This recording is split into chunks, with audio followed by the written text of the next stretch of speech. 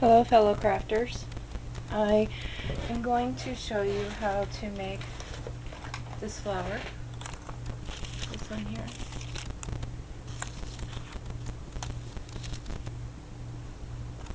Okay. What you need is your packing paper that you get, or even old maybe the lunch bags that you have left over if you're a lunch bag mini album maker. Some of mine were, all distorted, so you can probably use those too, but I just came up with the idea because I thought this would be a good idea to recycle this stuff instead of throwing it out. I'm sure somebody's probably done this video before, but there's one way I've done it.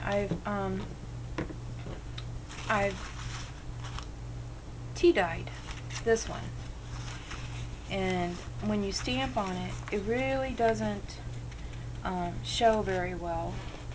So you have to use black, and that's what I did here. I used black on this one, and this is the one piece that I used for this flower. But for the showing purposes, I did just the plain piece, and what you're going to do is you're going to lay it out.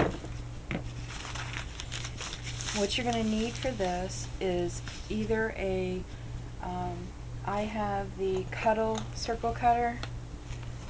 I don't know if it's still around, but this is what I use because I don't have a circle stencil. I used to have a bunch of stencils, but my niece decided to get into scrapbooking, and I started out with stencils, so I sent them to her so she could start out with stencils.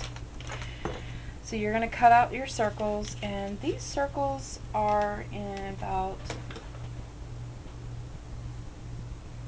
3 inches in diameter. This is the size of flower that I made.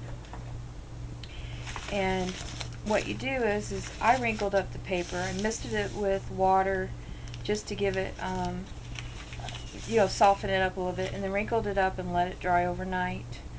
And then you're going to stamp. You need several stamps that have, just random images on them. You don't want just like a flower. You want something that there's a lot of stuff on it, and I've got these here. A good one is a script stamp, if you got a script one. I've even used my music stamp on it. That's what these are the ones I use today. And once you cut out your circles, this is what your paper looks like once you've done your stamping on it. If you can see that. Then you cut out your circles. I use about 6 circles per flower. You can use more, but that's how full these are. These are just from 6 of them. And then you can also mist the paper if you'd like. Today I tried some Color Wash Cranberry by Ranger. Boy, I tell you what, this stuff's dark. So, and I used a little bit of gold, and then I stamped the script on here, and then I emboss them. You can use any embossing. I use the script, or you can use flowers. Anything that's got a lot of pattern on it. And this is the ink that I use. And I embossed this one with the flowers. I don't know if you could see that. And then this one was done with the script. Okay, let's get started. This is how you make the flower. There is a young lady, I think it's Jennings. I'm not real sure her name on YouTube, but I will post it at the bottom of the video. You can go watch her tutorials on how to make it too.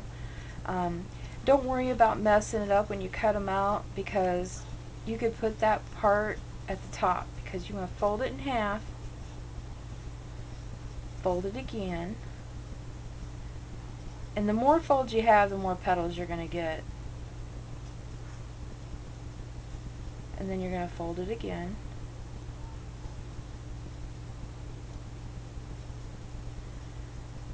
I think I'm going to try this.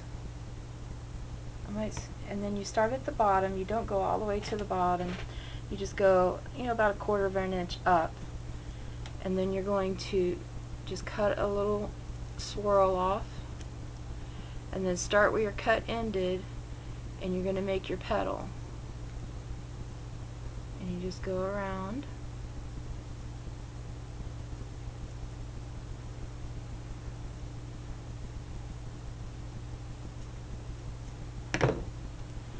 And then when you open it up, this is what you get. Now don't worry about it if it didn't separate, just cut it. It doesn't have to be perfect. And even this little tear is fine, because this could be the bottom of the flower. And honestly, you're not going to see it. I'm going to show you one more time. Fold it in half. Okay, the part that you want to show is the inside part. Fold it in half. Fold it in half again. And then in half again. If I did it one more time, it would give you more of I guess a daisy, or not a daisy. Yeah, I guess it would be a daisy.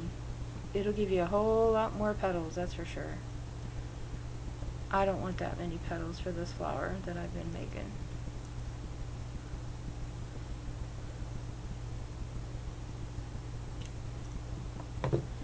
This is kind of what it looks like. And then, as you can tell here, this is not rounded, so I'm going to round it off a little more. You just trim it up until you get the effect you want. That's what it looks like. So you know that's what one petal looks like. So when you open it up, unfold it, you have another flower. You continue to do this to each one, and then you just glue them together.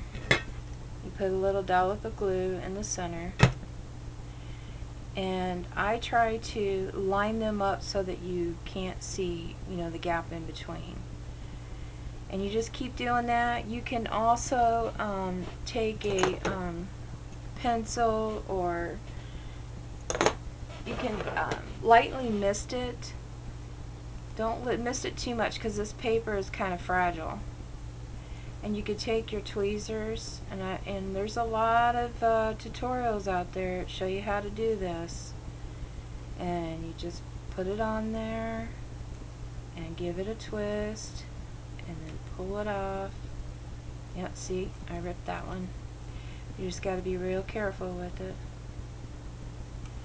Put it on there, give it a twist,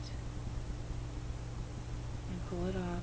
All you're doing is just giving it some more texture. It's already got texture. You don't really need